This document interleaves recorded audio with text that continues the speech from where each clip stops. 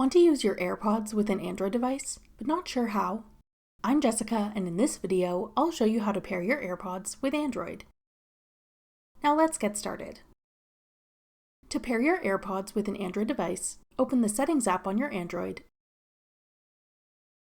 and select Connections. Then select Bluetooth. Bring your AirPods near your Android and open the case.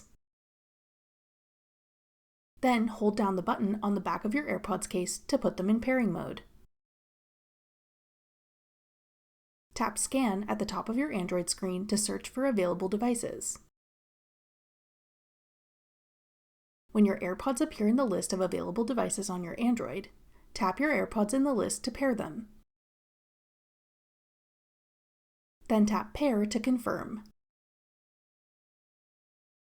You can then use your AirPods with your Android to listen to music or watch videos or whatever else you want to listen to. That's all it takes to use AirPods with Android. If you want to pair your AirPods with an Apple device, check out this tutorial to learn how. Click the video on your screen now to watch.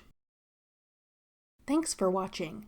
If you found this video helpful, we'd love it if you'd hit the like button below and subscribe to our channel.